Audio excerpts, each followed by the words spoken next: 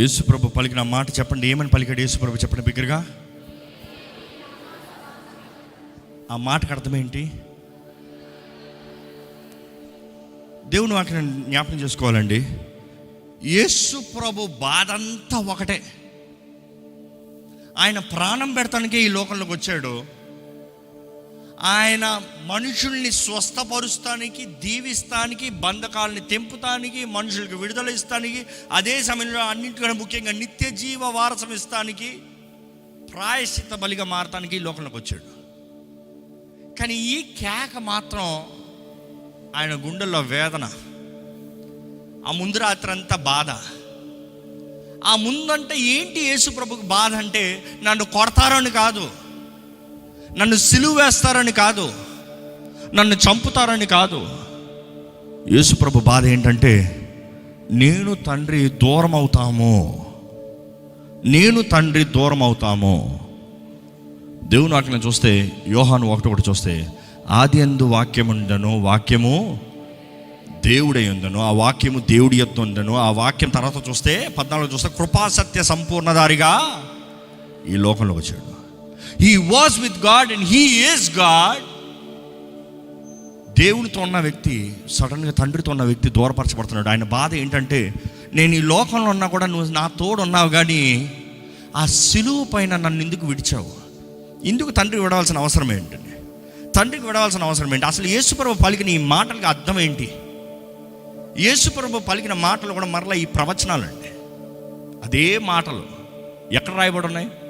కీర్తనలు 22:1 చదవండి.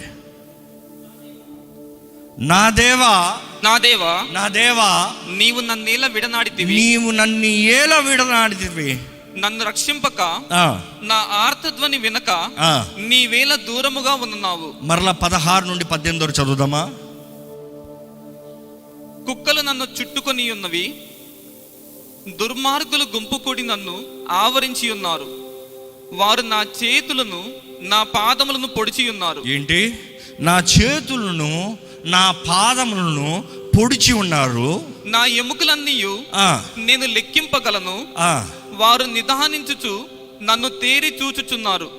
ఎందుకండి యేసుప్రభు శరీరాన్ని ఎందుకు పొడచాల్సిన అవసరం ఏంటి? ఆయన పాదాలను పొడవాల్సిన అవసరం ఏంటి? చేతులను పొడవాల్సిన అవసరం ఏంటి? ఆ మేకులు ఎందుకు ఎందుకు ఎందుకు ఎందుకో తెలుసా? చాలామంది అనుకుంటారు, మన చేతులారా చేసిన పాపం నిమిత్తమే ఆయన మేకులు కొట్టబడ్డాయి, కాలికి మేకులు కొట్టమని, వెళ్ళిన స్థలంలో మేకులు కొట్ట. True, definitely true. కానీ దానికన్నా ముఖ్యమైన మర్మం ఒకటి ఉంది. అది తెలుసుకుంటే మనుషుడు జీవించే విధానమే వేరు ఉంటుంది. అఫ్కోర్స్ ఈ 7 మాటలైన తర్వాత దాని గురించి మాట్లాడతానండి. కానీ యేసుప్రభు ఆ సిలువ పైన అంత వేదనతో ఏడుస్తానికి కారణం ఏంటంటే, లోక పాప భారమంతా ఆయన మీద మోపబడిందండి. లోక పాప భారమంతా యేసుప్రభు మీద మోపబడింది. మ్రాను మీద వేలాడువాడు శాపగ్రస్తుడని దేవుని వాక్యం తెలియజేయబడుతుంది. మనం చూస్తాం యేసుప్రభు ఆ మ్రాను పైన వేలాడాల్సి వచ్చింది. యేసుప్రభు చెప్తాడు నికోదేముతో, ఏమని? ఎడారిలో ఎలాగైతే ఆ సర్పము లేపబడిందో, మనిషి కుమారుడు కూడా అలాగ లేపబడాలయ్యా. ఎప్పుడైతే ఆయన లేపబడతాడో ప్రతి ఒక్కరిని ఆకర్షిస్తాడు, ప్రతి ఒక్కరిని ఆకర్షిస్తాడు. ఆ అర్థం ఏంటంటే, ఆ ఎడారిలో ప్రతి ఒక్కరు దేవునికి విరోధంగా తిరిగిన వారిని సర్పం వచ్చి కాటు వేసి వారిలో విషం ఎక్కి చస్తూ ఉంటే, ఎలాగ తండ్రి తెలియజేస్తాడు మోషేతో, చెయ్యి, ఒక ఇత్తడి సర్పాన్ని చెయ్యి, ఒక మ్రాను మీద పెట్టు, దాన్ని నిలబెట్టు. ఎవరైతే ఆ ఇత్తడి సర్పాన్ని చూస్తారో వారు బ్రతుకుతారు. ఈ మాట జాగ్రత్తగా వినాలండి. ఇత్తడి సర్పంలాగా ఉంటుందా? కానీ ఆ ఇత్తడిని సర్పంగా చేయాలంటే ఏం చేయాలి? దాన్ని మొదటగా మంటలో అగ్నిలో పెట్టాలి, అగ్నిలో పెట్టి కాల్చాలి. దాన్ని కాల్చి కాల్చి కాల్చి కాల్చి ఎర్రగా కందిపోవాలి. యేసుప్రభు కూడా మన నిమిత్తమే సిలువ పైన ఆయన అగ్నిలో నిలబడ్డాడండి. దేవుని ఉగ్రత ఆయన మీద చూపబడింది, ఆయన మీద మోపబడింది. దేవుని ఉగ్రత, నేను ఎప్పుడు చెప్తాను, సిలువ ఆశీర్వాదమా శాపమా? సిలువ కోపమా ప్రేమ? ఏంటి? 2. తండ్రికి కోపము, మనకి ప్రేమ. It is two perspectives. క్రీస్తుని తండ్రి శిలువ పైన తీర్పు తీర్చుండకపోతే ఈరోజు మనకు క్షమాపణ లేదు. మనం ఆయనను చూస్తున్నాము కాబట్టి, ఎవరైతే ఆయనను చూస్తారో, ఎలాగైతే ఆ సర్పము కాటు కొట్టిన తర్వాత విషం ఉన్నదప్పుడు ఎవరైతే ఆ ఎత్తడి సర్పాన్ని చూస్తారో వారి విషం అంతా ఆ సర్పంలోకి పోయిందంట, ఆ ఎత్తడి సర్పంలో పోయిందంట. ఈరోజు అదే క్రీస్తు చేశాడండి మన కొరకు. ఆయన శిలువలో తీర్పు తీర్చబడిన తర్వాత ఈరోజు ఎవరైతే ఆయనను చూస్తారో, అంటే నమ్ముతారో, వారి శిక్ష, పాపము అంతా ఆ శిలువ మీద కొట్టబడింది. అందుకని రోమిలికి రాసిన 8వ అధ్యాయం 1వ వచనంలో ఉంటుంది, క్రీస్తు యేసునందు ఉన్న వారికి ఏ శిక్షా విధి లేదు. ఎందుకంటే ఆల్రెడీ శిక్ష అనుగ్రహించబడింది, ఆల్రెడీ తీర్పు తీర్చబడింది. ఆల్రెడీ తీర్పు అయిపోయిన తర్వాత ఇంకా మరలా ఏం తీర్పు తీరుస్తావు? ఎప్పుడు లాలో ఒక రూల్ ఉంటుందండి. ఇప్పుడు కూడా మన కాన్స్టిట్యూషన్లో కానీ ప్రపంచం మొత్తంలో కానీ లా అంటే, ప్రాపర్ లా అంటే ఒక రూల్ ఉంటుంది. ఏంటి? ఒక తప్పుకి ఒకసారి తీర్పు తీరుస్తావు, ఒక తప్పుకి ఒకసారి శిక్ష ఇస్తావు. ఒకటి లైఫ్ టైం సెంటెన్స్ ఇస్తావు, జైలు ఉండేలాగా, లేకపోతే ఊరి శిక్ష ఇస్తావు. ఈ రోజుల్లో పెద్ద ఊరి శిక్ష లేదు, షాక్లు ఇచ్చి చంపేస్తారు. బట్ ఎయిదర్ వన్, ఇది ఇచ్చి అది ఇస్తానికి అవకాశం లేదు. కానీ యేసు ప్రభువుకు అన్యాయపు తీర్పు తీర్చబడిందండి. కొరడా దెబ్బలు కొట్టబడ్డాయి, సిలువ వేయబడింది, అన్యాయపు తీర్పు. కానీ ఆ అన్యాయపు తీర్పు కూడా దేవుడు అనుమతించాడు. కారణం ఏంటంటే మన కొరకు. ఎందుకు మన కొరకు? ఆయన మాత్రం కొరడా దెబ్బలు పడుండకపోతే, ఆయన మాత్రం రక్తాన్ని చిందించుండకపోతే, ఆయన వెర్రగొట్టబడి నలగొట్టబడి ఉండుండకపోతే, ఆయన కేవలం సిలువలో మరణించుంటే ఈరోజు మన పాపాలకి క్షమాపణ వచ్చుండొచ్చేమో, కానీ స్వస్థత వచ్చి ఉండేది కాదు. అందుకని యెషయా 53:5 చదవండి ఒకసారి. ఐజాయా 53:5, మన అతిక్రమం నిమిత్తమై, మన అతిక్రమములను బట్టి అతడు గాయపరచబడును, మన దోషములను బట్టి నలుగగొట్టబడును. అంటే మన అతిక్రమలను బట్టి, మన దోషములను బట్టి ఆయన గాయపరచబడ్డాడు, నలగొట్టబడ్డాడు. తర్వాత మన సమాధానార్థమైన శిక్ష అతని మీద పడిను. అంటే ఈరోజు మనకు సమాధానం రావాలంటే ఆయన ఆ స్థితిలో ఉండాల్సిందే. అతడు పొందిన దెబ్బల చేత మనకు స్వస్థత కలుగుచున్నది. ఎంతమంది నమ్ముతారు? హల్లెలూయా, బిగ్గరగా చెప్తారా? యేసు పొందిన దెబ్బల చేత మనకు స్వస్థత అంది. ఎవరు కాదంటారు? ఈరోజు మనుషులు అనుకుంటారు అయిపోయి స్వస్థతలంతా ఆగిపోయి. ఎక్కడాగి అంటే యేసు ప్రభు సిలువలో చేసిన కార్యం నేను నమ్మతలేదన్నమాట. ఆయన కలిగిన దెబ్బలను నువ్వు నమ్మతలేదన్నమాట. ఆయన చేసిన కార్యం ఇంకా అయిపోయింది అంటున్నారు. నో, ఆయన పొందిన దెబ్బల చేత మనకి స్వస్థత ఉంది. యెహోవా రాఫా, చేదుని తీసి తీపిగా మార్చే దేవుడు. ప్రతి విరిగిన హృదయాన్ని, విరిగిన జీవితాన్ని, విరిగిన బ్రతుకుల్ని, అనారోగ్యంతో ఉన్న దేహాల్ని స్వస్థపరిచే దేవుడు. బిగ్గరగా హల్లెలూయా చెప్తామా? ఈరోజు మనం నమ్మాలండి. యేసు ప్రభు ఆ సిలువ మీద ఆయన వేసిన కేక ఏంటంటే, లోక పాప భారమంతా ఆయన మీద మోపబడింది. దానికి కూడా ఆయన బాధపడతలేదు. కానీ తండ్రి, నీకు నాకున్న సంబంధం నేను ఎప్పుడు పోగొట్టుకోలేను, నిన్ను విడిచి నేను ఉండలేను. మనం ఒకటి. కానీ అబ్రహాము విషయంలో దేవుడు కనబరుస్తాడు ఆయన హృదయంలో ఉన్న భారాన్ని. చెప్తాడు, అబ్రహమా ఎల్లయ్యా నీ కుమారుని తీసుకెళ్ళి బలి, ఆ మొరియా కొండపైన బలివ్వే. అదే మొరియా కొండపైన యేసు ప్రభు సిలువలో వేలాడాడండి.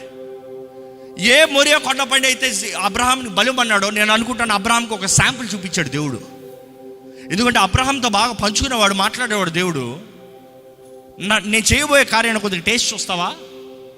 నేను చేయబోయే కార్యాన్ని ఒక్కసారి జ్ఞాపకం చేసుకుంటావా? ఎలా ఉంటుందో రుచి చూస్తావా? అయితే తీసుకెళ్ళు, నీకు ఒక కుమారుని తీసుకెళ్ళు, లేకుండా కుమారుని తీసుకెళ్ళి బలివ్వి. కానీ ఎప్పుడైతే కత్తెత్తుతాడో, కత్తెత్తే వరకు ఆ ఎక్స్ప్రెషన్ చూపించాడు. దాని తర్వాత ఆపు.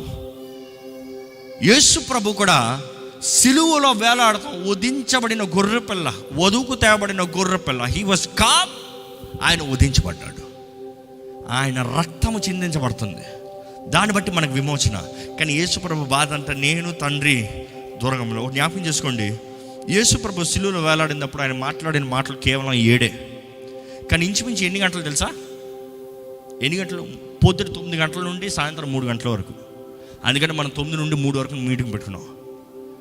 ఆయన అంతసేపట్లో కేవలం 7 మాటలు.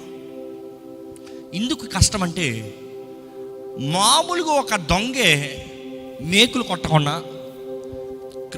తాడులతో కట్టి ఆ సిలువ పైన వేలాడదేస్తే 2 చేతులు పైకి ఎత్తితే ఈ లంగ్స్లోకి ఊపిరి వెళ్ళదంట. యేసు ప్రభుకి అప్పుడే మేకులు కొట్టారు, రక్తమంతా పోయింది, ఆయన ఓపిక లేదు, శక్తి లేదు, ఆయన సిలువ కూడా మోయలేని పరిస్థితులు ఉన్నాడు. ఆయన అలా వేలాడుతూ చరిత్ర చెప్తుంది, ప్రతి మాట మాట్లాడే ముందు ఆయన కాలుని కాలు మీద కాలేసి ఉంది కదా, ఊపిరి తీసుకోవాలంట. మొత్తం ఊపిరి తీసుకుని పలకాలంట. ఆయన అంత బాధలు ఉన్నదప్పుడు ఆయన గట్టిగా చెప్పిన మాట ఏదో తెలుసా? తండ్రి తండ్రి నా చెయ్యి ఎలా విడుచుతుంది. అసలు తండ్రి ఎందుకు విడవాల్సిన అవసరం? పరిశుద్ధుడైన దేవుడు పాపిని పట్టుకోలేడు. పరిశుద్ధుడైన తండ్రి పాపంలో ఉండలేడు. ఎందుకంటే ఆయన వెలుగు, చీకటి పాపం 2 ఒక చోట ఉండగలదా? వెలుగన ఉండాలి, చీకటన ఉండాలి. వెలుగన ఉండాలి, చీకటి ఉండాలి. తండ్రి అంటున్నాడు, ఇదిగో తీర్పు సమయం, నీ మీద శిక్ష వేస్తున్నాను, నీ మీద పాపాన్ని వేస్తున్నాను. నేను పాపంగా ఉండలేను, నిన్ను పాపిగా మార్చాను, నేను నిలిచి ఉండాలి. I'm the judge, you are the sinner. నువ్వు ఖైదీవి. ఆ బాధకి యేసుప్రభు ఎంతో ఏడ్చాడండి. ఆ బాధ తెలియజేయబడుతుంది ముందు కూడా. తండ్రి నీ చిత్తమైతే ఈ గిన్నె నాద నుండి తొలగించయ్యా, తండ్రి నీ చిత్తమైతే ఈ గిన్నె నాద నుంచి తొలగించయ్యా. నా చిత్తం కాదు నీ చిత్తమే, నా చిత్తం కాదు నీ చిత్తమే. తండ్రి నా ఇష్టం ఏంటంటే నువ్వు నేను దూరంగా ఉండలేను, నేను నీతోనే ఉండాలి. నాకు ఏమైనా పర్వాలేదు, నేను నీతోనే ఉంటా. వారు ఎంత కొట్టినా పర్వాలేదు, నువ్వు నా తోడున్నంత వరకు. వారు ఎంత అవమానపరిచినా పర్వాలేదు, నువ్వు నా తోడున్నంత వరకు. వారు ఎంత ఏది చేసినా పర్వాలేదు, నువ్వు నా తోడున్నారు. కానీ నువ్వు మాత్రం విడిచిపెట్టద్దు. కానీ ఆ ఒంటరితనాన్ని యేసు ప్రభు సిలువ పైన భరించలేకపోయాడండి. కానీ ఎందుకు ఆ ఒంటరితనం? మన కొరకు. కొన్ని వాక్యాలు చూద్దాం. కొరింథీయులకు రాసిన 2వ పత్రిక 5వ అధ్యాయం 21వ వచనం చదువుదామండి. ఎందుకనగా మనం ఆయన యందు దేవుని నీతి అగునట్లు పాపమెరుగని ఆయనను మన కోసము పాపముగా చేసెను. ఏంటంట? పాపము ఎరుగని ఆయనని మన కోసము, నా కోసము చెప్పుకోండి, నా కోసం చెప్పుకోండి, నా కోసము పాపంగా చేశాడంట. ఈరోజు చాలామంది ఇది నమ్మరండి. యేసుప్రభు సిలువలో పాపం చేయలేదు కదా, ఆయన పాపి కాదు, ఆయన పరిశుద్ధుడే. అఫ్ కోర్స్ పరిశుద్ధ జీవితాన్ని జీవించాడు. He was ultimate sacrifice. ఆయనలో ఏ దోషము లేదు, ఏ కళంకము లేదు, ఏ మాత్రం ఒక్క స్పాట్ కూడా లేదు ఆయనలో చూపిస్తానికి. కాబట్టి మన పాపమంతా ఆయన మీద మోపుతానికి అవకాశంగా మారిందండి. మన స్థానంలో ఆయన మరణించాడండి, మనల్ని నీతిమంతులుగా చేస్తానుగంట. ఈరోజు చాలామంది క్రీస్తు రక్తంలో కడగబడిన వారు, రక్షణ పొందిన వారు, మీరు నీతిమంతులు అంటే ఏమంటారు తెలుసా? అబ్బో నేనంతా నీతిమంతులు కాదులేండి. మీరు పరిశుద్ధులా అని అడిగాను అనుకో, ఎక్కడ మీ పక్కన అడగండి, మీరు పరిశుద్ధులా అని అడగండి. ఒక మాట తిరిగి అడగండి, పర్వాలేదు, ఏం కరోనా రాదులే. ఏమంటున్నారు? మీరు నీతిమంతులా అని అడగండి. అబ్బో అంత నీతి అంతా మాకు లేదులే. నా దగ్గర చాలామంది, ఆ పాస్టర్ గారు మా దగ్గర అంత నీతి లేదు బాబు, మేము ఏదో మేము పాపులమే అంటారు. రక్షణ పొందారా? పొందాము. బాప్తిజం ఎప్పుడో తీసుకున్నాము. మరి నీతిమంతులు కాదా? అంటే యేసు సిలువలో చేసిన కార్యాన్ని అవమానపరుస్తున్నారా? యేసు రక్తాన్ని అవమానపరుస్తున్నారా? యేసు ప్రభు తన రక్తాన్ని కార్చి మిమ్మల్ని పరిశుద్ధులుగా చేస్తే, నీతిమంతులుగా చేస్తే మీరు అంటున్నారు, ఆయన రక్తం నన్ను కడిగినా కూడా నేను నీతిమంతుని కాదులే. ఏంటది? అపవాదిని గణపరుస్తాం, యేసు రక్తాన్ని అవమానపరుస్తాం. అటువంటి వారికి ఎలాగ క్షమాపణ పొందుకుంటారు? అటువంటి వారు ఎలా పరిశుద్ధపరచబడతారు? నా క్రియలను బట్టి కాదు, ఇది క్రియలను బట్టి కాదు, ఈ విశ్వాసం క్రియలను బట్టి కాదు, ఆయన కృప బట్టే, ఆయన కృపను బట్టే మనం జీవిస్తున్నామండి. నమ్మేవారు హల్లెలూయా చెప్తామా? ఆయన కృపను బట్టే మనం నీతిమంతులుగా మార్చబడ్డామండి. నమ్మేవారు బిగ్గరగా హల్లెలూయా చెప్తామా? ఆయన కృప లేకపోతే నేను ఎన్ని నీతి కార్యాలు చేసినా వేస్ట్, సున్నా. ఆయన కృప ఉంది కాబట్టి ఈరోజు మనం నీతిమంతులుగా జీవిస్తున్నాం. మనల్ని బట్టి కాదు, ఆయన సిలువలో చేసిన త్యాగం, యాగం బట్టి. యేసుప్రభు అదే అంటున్నాడు, తండ్రి నన్ను విడిచిపోవద్దయ్యా. కానీ తండ్రి అంటున్నాడు, నేను నిన్ను ప్రేమిస్తున్నాను, కానీ నీతో పాటు నిన్ను ప్రేమిస్తున్నాను. ఈరోజు తండ్రి యేసుని ఎంత ప్రేమించాడో మనల్ని అంత ప్రేమించాడండి. ఇంకో మాటలు చెప్పాలంటే మనల్ని కొంచెం ఎక్కువగానే ప్రేమించాడు. ఎందుకు? మన చేసిన తప్పుకి మనల్ని శిక్షించకుండా యేసుప్రభుని శిక్షించాడు. మనకు రావాల్సిన అవమానము, నిందన, మనకు రావాల్సిన శిక్ష, బాధ, వేదన, శాపం అంతా మన మీద తీసి ఆయన మీద వేశాడు. ఎందుకు? మనల్ని ప్రేమించాడు కాబట్టి. అందుకని యోహాను 3:16 ప్రతిసారి చెప్పేటప్పుడు నేను ఇలా చెప్తాను, దేవుడు, నా పేరు చెప్పుకుంటా, మీ పేరు చెప్పుకోండి, దేవుడు రాజుని ఎంతో ప్రేమించాడు కాగా తన అద్వితీయ కుమారుని రాజు కొరకు బలిగా ఇచ్చాడు. He gave as a sacrifice. మన కొరకు యాగం అయ్యాడండి యేసుప్రభు. తండ్రి మన కొరకు బలి ఇచ్చాడండి యేసుప్రభుని. ఈరోజు జ్ఞాపకం చేసుకోవాలి, క్రీస్తు మన కొరకు చేసిన కార్యాన్ని మర్చిపోకూడదు. ఆయన ఎంత వేదన, ఎంత బాధ, ఎంత అవమానం. ఈ సిలువని ధ్యానించేటప్పుడు మన జీవితాలు మారాలండి. ఈ సిలువ ధ్యానించేటప్పుడు మన జీవితాలు మారాలండి. యేసు ప్రభు పలికిన ఈ మాటలు మనం నమ్మితే మన జీవిత విధానమే వేరుగుంటుందండి. మీరు క్రీస్తు రక్తంలో కడగబడిన వారు, మీరు నీతిమంతులని మీరు నమ్మితే మీరు నీతిగా జీవించకుండా పాపంగా జీవిస్తారా? ఈరోజు మనం నమ్మాలి, మన జీవిత కార్యము ఆయనని బట్టే.